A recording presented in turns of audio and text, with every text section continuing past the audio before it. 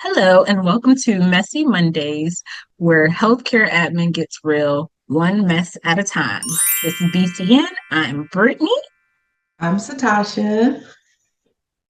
and we are going to get into today's topic, CAQH, the Mm, never ending update.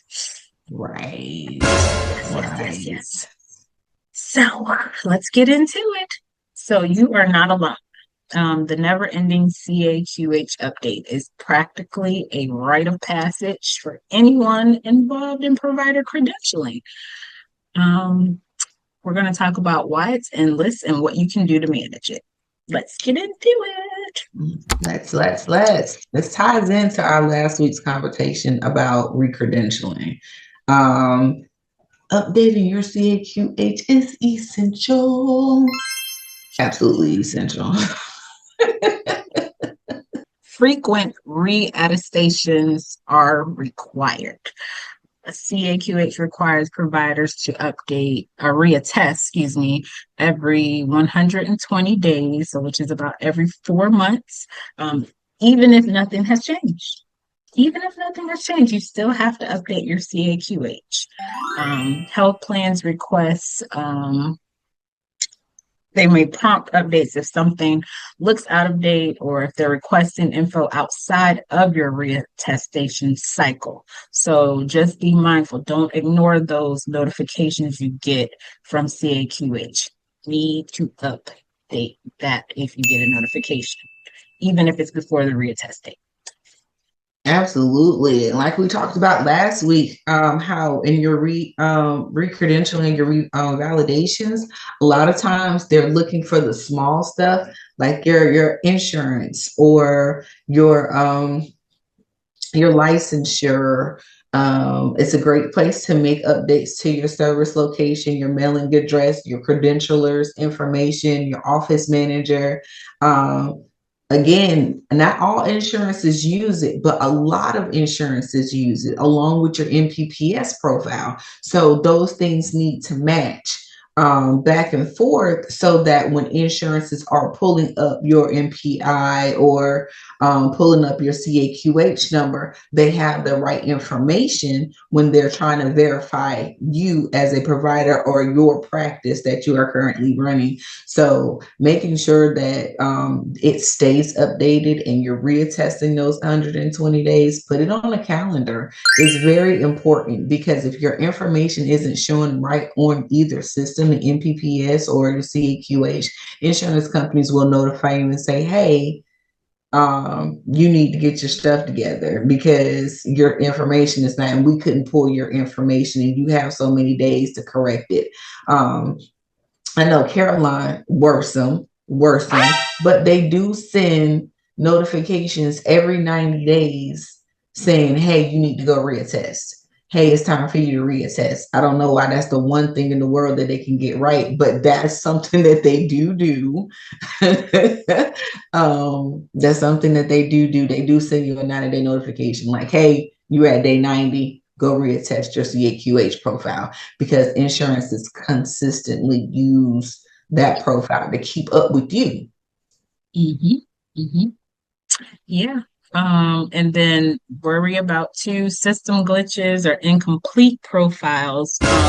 One small missing field, your MPI, your taxonomy, your board certification can make your CAQH profile appear incomplete to payers. So that will trigger more update requests. So be sure that, you know, when you reattest, just kind of, briefly browsing through each tab to make sure all of your information is up to date. And you'll see like a little red check mark if something is wrong. They'll let you know which section is missing some information. It won't tell you exactly the issue, but it'll let you know which section. And if there's an issue when you're typing it in, it'll let you know then. But if there's something wrong, and then at the end when you try to reattest, they'll say, "Hey, we got a suggestion for you," or "Hey, this don't look right. You need to go back and look at it." Um, And then when you reattest, especially when you're updating your insurance information, if you have a new policy, after you reattest, that's when you'll be able to upload your documentation. But it's also a great place to keep your documentation, like your resumes, anything that you have. I would suggest uploading into CAQH. It doesn't matter if they're not requesting it or not, but if it's already there, when insurances that do use it pull your information, they already have your special certifications. They already have your special licensures. They already have, any certifications that you might have. Um, all that it's gonna. Then when they download your profile, they get all of that. They get everything, even your attachments. So it's a great place just to keep up with your stuff, especially if you're not good at admin or keeping up with paperwork. Having that CAQH is a great place where you can upload your data. Like, let me take a picture of it and upload it into the CAQH, because you have a place for it, regardless if it's asking for it or not. And that's your profile. It does not belong to nobody that you work for. That is your personal profile. Practice providers, yes, you can create one and link your current providers to it, and that one belongs to the practice. But everybody's CAQH profile belongs, let me reiterate, belongs to the provider. If you don't know your CAQH number, username, or password, you ain't living right. You ain't living right.